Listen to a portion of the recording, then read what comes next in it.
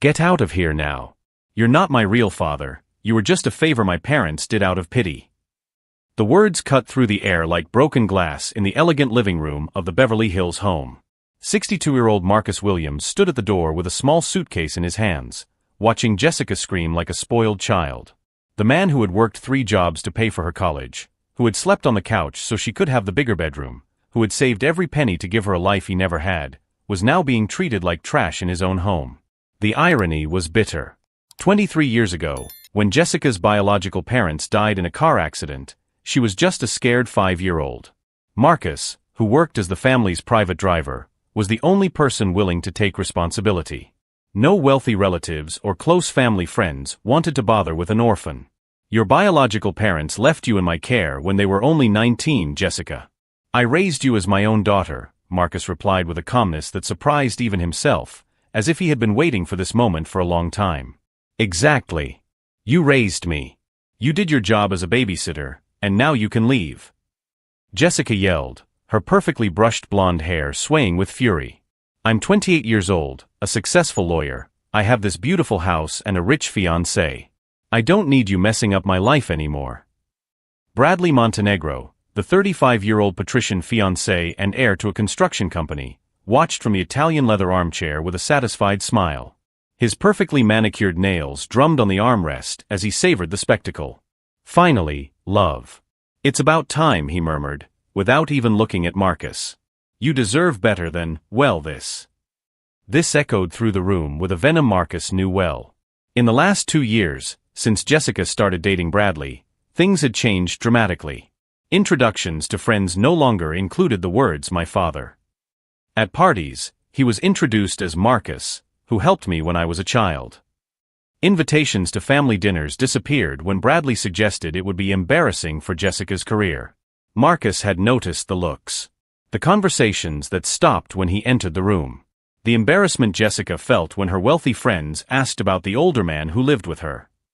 She had never called him dad in public since she started working at the elite Los Angeles law firm. Do you know what your country club friends say about me living here? Jessica continued, her cheeks red with anger. They think it's weird. A respected lawyer living with what, Jessica? Marcus asked softly, but she couldn't finish the sentence. The words stuck in her throat, but everyone knew exactly what she meant. Bradley wasn't as discreet. With someone who clearly isn't part of our social circle, he added, adjusting the $50,000 watch on his wrist. Nothing personal, Marcus, but you have to understand that appearances matter in our world. Marcus remembered the sleepless nights studying with Jessica for her high school exams, the savings he made selling his car to pay for her college books, the weekends working as a security guard at events to earn extra money for their prom outfits. All while she slept peacefully, dreaming of the bright future he was building for her. Get your things and get out of my sight, Jessica continued, pointing to the door as if dismissing a servant. I never want to see you again. Ever. And take those ridiculous pictures of me when I was a kid. They don't match the decor. The photos. Marcus looked at the shelf where dozens of photos of Jessica's childhood had once stood. Now there were only 3 left, hidden behind tennis trophies and horse riding cups. The rest had mysteriously disappeared after Bradley moved into the house. Marcus looked around the house he had helped to buy. The entrance he had renovated in the early mornings after work. The garden he had planted so Jessica would have a beautiful place to play. He remembered the 5-year-old girl who cried herself to sleep and would only calm down when he sang softly by her bedside. The same girl who now saw him as a dead weight in her perfect white life. It's okay, Jessica, he said simply, adjusting the strap of his briefcase on his shoulder. His eyes revealed a strange serenity, like someone who was keeping a secret too powerful to reveal before the right time. Bradley laughed loudly, as if she had just heard an inside joke. I'm glad you're being reasonable. It makes it easier for everyone. As he walked toward the door, Marcus smiled slightly. Jessica had no idea what she had just lost. None of them did. For years, he had kept quiet about certain things. About investments he had made in secret. About connections he had built away from prying eyes.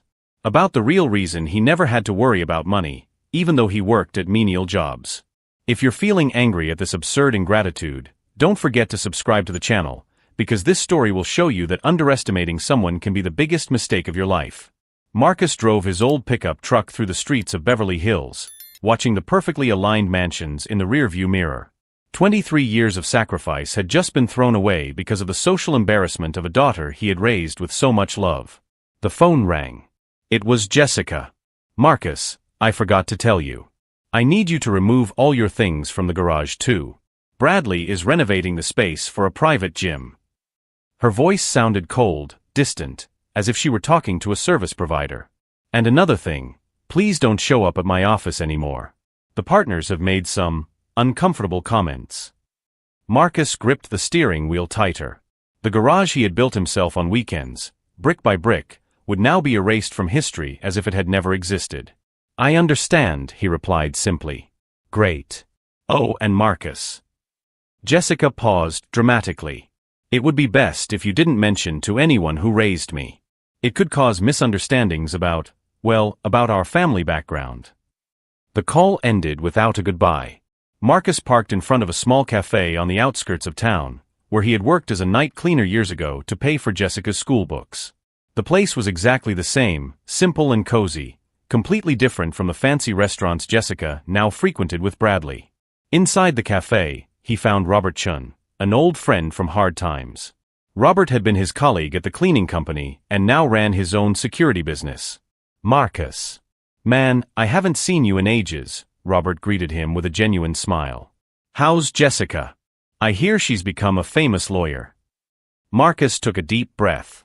"Actually, Robert, that's what I need to talk to you about." As Marcus recounted the events of the day, Robert listened silently, his face darkening with every detail.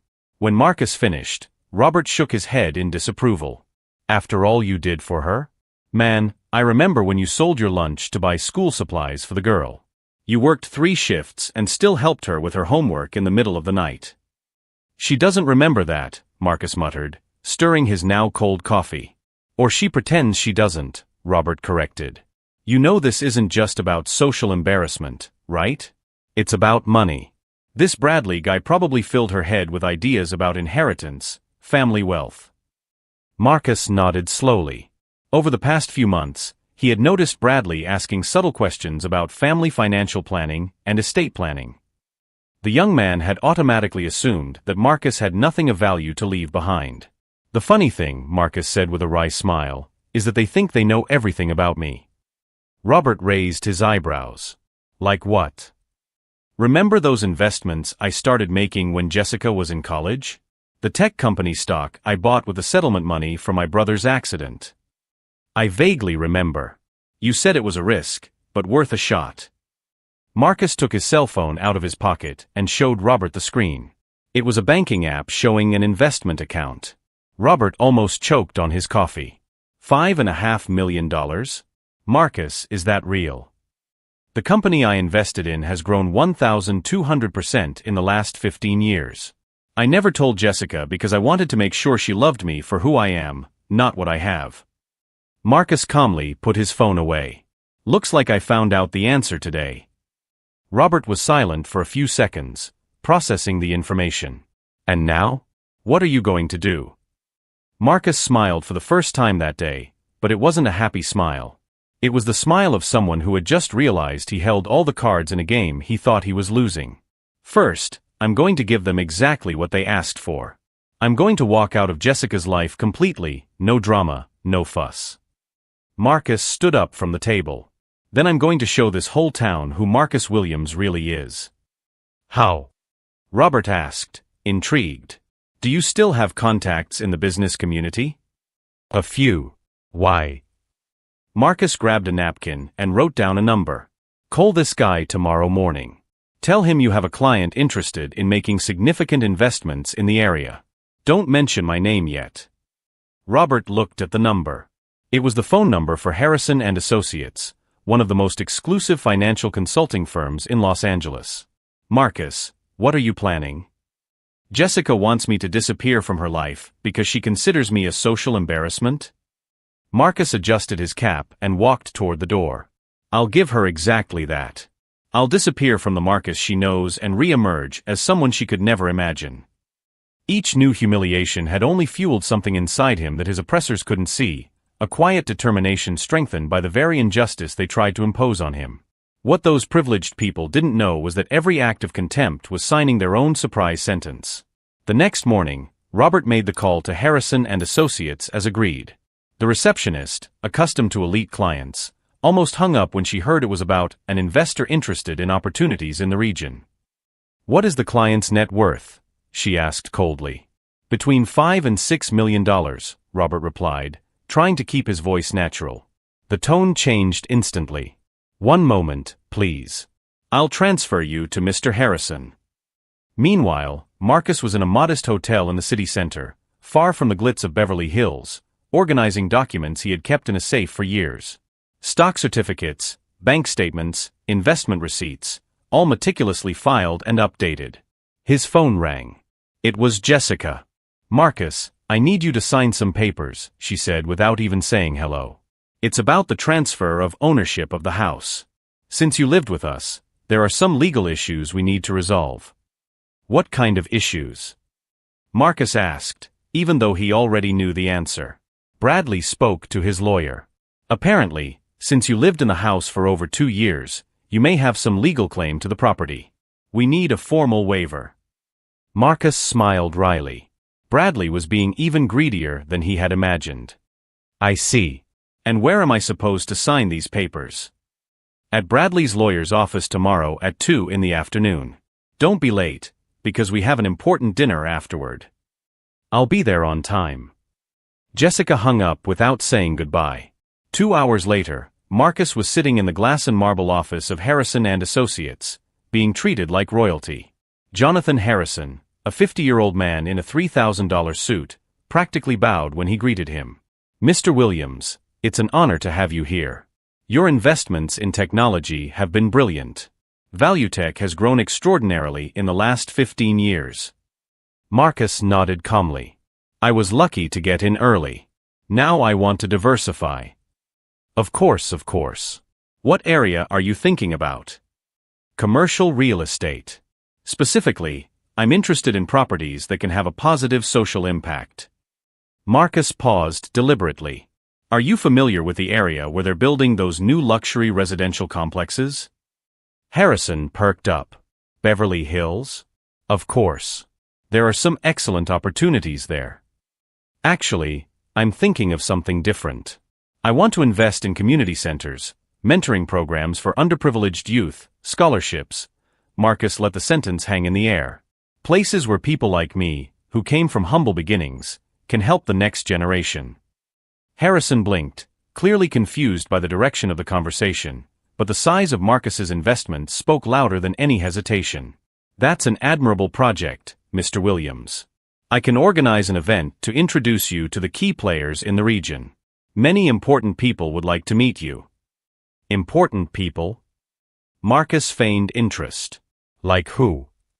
"Well, elite lawyers, businesspeople, heirs to large fortunes. The kind of networking that can open many doors." Marcus smiled. "That would be perfect."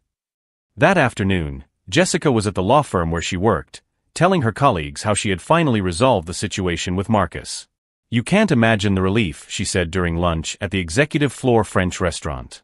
"Now I can focus on what really matters. Bradley and I are planning a $300,000 wedding at the country club." Sarah, a colleague, raised her eyebrows. $300,000? That's a fortune. Bradley's father is paying for everything. He said it's worth investing in the family image.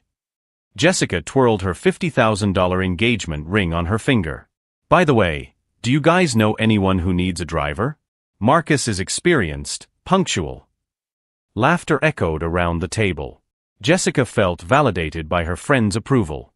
What she didn't know was that just 3 blocks away, Marcus was signing a contract to sponsor a scholarship program worth $200,000 a year. The program would be launched at a charity gala the following week at the same country club where Jessica planned to get married. Harrison was ecstatic. "Mr. Williams, this event will bring together the cream of Los Angeles society. It will be an unforgettable evening." Marcus flipped through the guest list Harrison had prepared. There it was, Jessica Whitmore and Bradley Montenegro. "Are they confirmed?" Marcus asked, pointing to the names. Yes. Mr. Montenegro is the son of one of our biggest clients. Miss Whitmore works at Henderson and Associates. They're well known on the social circuit. Marcus calmly closed the folder. Perfect. It's going to be a really special evening. As he left the office, Marcus glanced at his reflection in the building's mirrored window. For 23 years, he had been just Marcus, the man who took care of Jessica, who worked quietly, who remained in the shadows. In 1 week, he would re-emerge as something his adopted daughter could never imagine.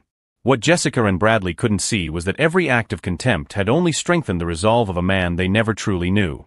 They were about to discover that underestimating someone can be the most costly mistake a person ever makes. The night of the charity gala arrived with pomp and circumstance.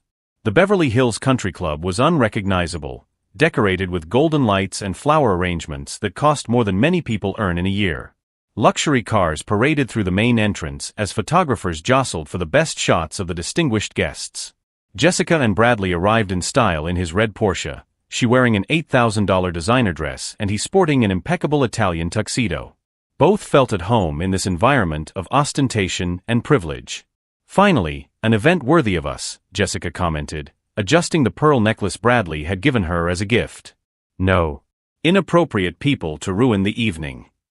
Bradley laughed, offering her his arm.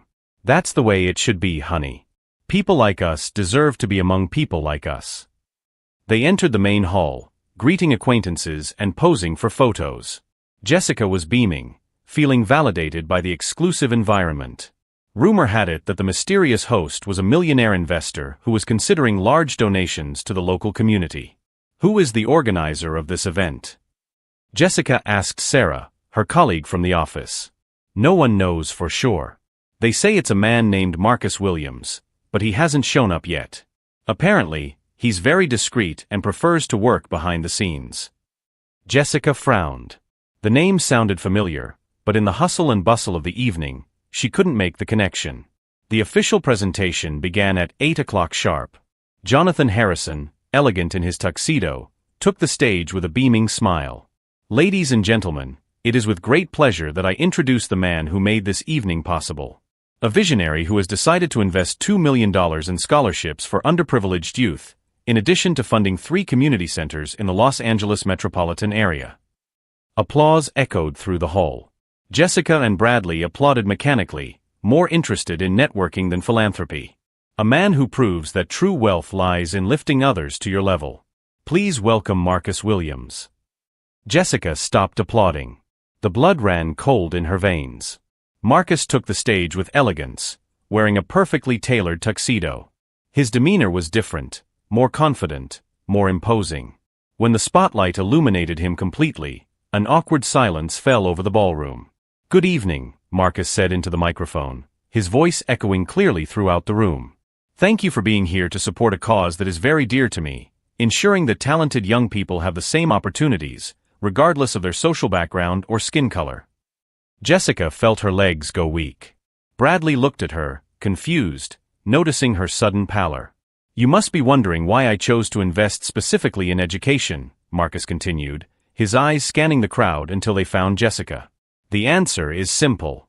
A few days ago, I discovered in the most painful way possible that raising a person with love does not guarantee that she will repay you with respect. A murmur ran through the room. Photographers began to capture the palpable tension in the air. I spent 23 years raising a young woman as if she were my own daughter. I worked 3 jobs, sold my belongings, gave up everything to give her the best education possible. Marcus paused, letting the weight of his words echo. A week ago, I was kicked out of my home because my presence was inappropriate for her social circle. Jessica tried to slip out discreetly, but the curious glances of the guests paralyzed her. Bradley whispered furiously, "Is that him? Is that your Marcus?" But do you know what hurt me the most? Marcus continued, now looking directly at Jessica. It wasn't being called inappropriate. It was realizing that I raised a person who measures the value of others by the size of their bank accounts. Harrison approached the microphone. Mr. Williams, perhaps we should focus on the charity. Marcus smiled kindly. Of course, Jonathan. The charity. He took a folder from his inside jacket pocket. These $200,000 a year scholarships will ensure that talented young people are not judged by their appearance or background. Something that, unfortunately, some people never learn to value. The room was completely silent. Jessica felt all eyes on her, some curious, others beginning to understand the situation. Bradley, calculating as always, tried to approach her. "Marcus. What a wonderful surprise. Jessica was just saying how much she missed you." "Please, Mr. Montenegro," Marcus interrupted politely. "There's no need to pretend. Last week, you said I wasn't part of your social circle. You were right. In fact, I'm not part of circles that measure people's worth by the color of their skin or the size of their bank accounts." The audience began to murmur louder. Some people took photos discreetly. Jessica knew that by the end of the night, all of Beverly Hills would be talking about the scandal. "But you know what's funny?" Marcus chuckled. "All these years, while Jessica was ashamed to introduce me as her father, I was quietly building something she never imagined. The $5.5 million I'm donating today came from investments I made over the years, saving every penny I had left after paying for her education." Jessica felt the floor disappear beneath her feet. $5.5 million. Bradley went pale, mentally calculating how much money had just slipped through his fingers. "So yes," Marcus concluded, "I'm leaving your social circle. I'm joining a much better one, the circle of those who use their prosperity to lift others up, not to humiliate them." The applause was deafening. People rose to their feet, cheering Marcus while Jessica remained petrified, knowing she had just lost not only $5 million, but her reputation throughout Beverly Hills. At that moment, as the cameras captured every second of her public humiliation, Jessica finally understood that she had completely underestimated the man who raised her. But the question that hung in the air was devastating. Was it possible to regain someone's respect after completely destroying the trust that took a lifetime to build? 3 months after the gala, Marcus sat in his new office in downtown Los Angeles, watching the city bustle below from the windows of the 23rd floor. The sign on the door read Williams Foundation, transforming lives through education. The phone rang. It was Robert Chun, now the foundation's executive director. "Marcus, we have 50 more scholarship applicants this month. And that documentary about your story is going to be shown on national television next week." Marcus smiled. What had started as a $2 million donation had turned into a $15 million foundation, funded by other investors who had been inspired by his story. Universities across the country now offered programs in partnership with the Williams Foundation. "What else is new?" Marcus asked, even though he already knew the answer. Jessica lost her job at Henderson and Associates. Apparently, the partners felt that the negative exposure could affect the firm's reputation. Bradley was also fired from his father's construction company. It seems the Montenegro family didn't like the publicity at all. Marcus shook his head, feeling no satisfaction at their suffering, only a deep sadness for the daughter he had lost to greed and prejudice. That same afternoon, Jessica was sitting in a cheap cafe in downtown, far from the fancy restaurants of Beverly Hills.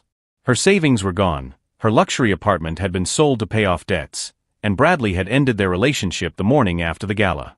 "I can't be associated with this mess," he had said coldly. "My reputation is at stake." Jessica's phone rang. It was an unknown number. "Hello." "Jessica, it's me. Marcus." She was silent for a moment, her heart racing. "Marcus. You don't have to say anything. I know you're going through a difficult time. I want to make you an offer." Jessica felt a glimmer of hope. "What kind of offer?" "A job. At the foundation. Starting salary, no special privileges. You'll start by organizing documents and learning about the scholarship program." "I'll take it," she whispered, tears streaming down her face. "But there's one condition," Marcus continued. "You'll work directly with disadvantaged young people, you'll get to know their stories, you'll understand what it means to fight for opportunities. And if you really change, if you learn what respect and humility are, maybe we can rebuild our relationship." "I promise, Marcus. I was completely wrong." "Don't promise me, Jessica. Prove it." 6 months later, Jessica was in the foundation's office helping a 17-year-old boy fill out an application for an engineering scholarship. The boy, who was black and from a poor family, reminded her of how patient and dedicated Marcus had been during her own education. "Thank you, Ms. Jessica. This opportunity means everything to me," the young man said. At that moment, looking at the hopeful smile on that boy's face, Jessica finally understood. Marcus hadn't taken revenge on her by destroying her life. He had given her the chance to rebuild it based on true values. Marcus watched from the office doorway.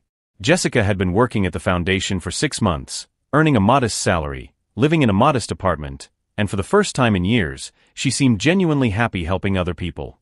"She's changing," Robert commented, approaching Marcus. "She's learning what I've tried to teach her all her life, that a person's value isn't in their bank account, but in how much they can lift others up."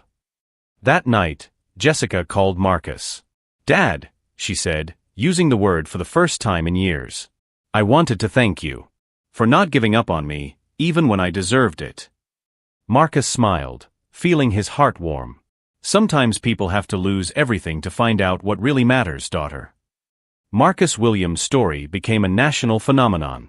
Universities invited him to speak, business leaders sought partnerships with his foundation, and young people from across the country wrote letters thanking him for the opportunities they had received. Bradley Montenegro, on the other hand, never fully recovered. His family disowned him, his career stagnated, and he became an example of how arrogance and prejudice can destroy a life. 2 years later, Marcus stood on stage at Harvard University, speaking to an audience of 500 students about overcoming adversity and social justice. "I learned that the best revenge is not to destroy those who hurt us," he said, his voice echoing through the auditorium. "It is to build something so powerful and positive that it transforms not only our lives, but the lives of everyone around us." In the front row, Jessica watched proudly, now a social work graduate of her adoptive father's foundation. She had found her true calling, helping other young people overcome the same social barriers that had nearly destroyed her. Marcus concluded his speech, "When someone rejects you because of prejudice, don't let it diminish you. Use that pain as fuel to prove that a person's worth can never be measured by the color of their skin or the address where they live. Because in the end, those who judge by the wrong values always find out too late that they missed the opportunity to know someone truly special." The applause was deafening, but Marcus knew that the real victory was not in that moment of glory. It was in Jessica finding her way back to herself. It was in the thousands of young people who now had opportunities they would never have had without the foundation. It was in the proof that it is possible to turn pain into purpose and rejection into redemption. If you were moved by this story of overcoming adversity and justice, subscribe to the channel and leave a comment telling us, have you ever been underestimated by someone? How did you react? Because sometimes the greatest injustices in life are just the universe preparing us to discover a strength we didn't even know we had. Marcus Williams tried to be rejected by his own daughter, but ended up discovering that his true family was all the lives he could touch. He learned that the best revenge is not to make others suffer, it is to achieve a level of success and purpose that his enemies could never imagine, turning every act of contempt into fuel to light the way for those who truly deserve our energy and love.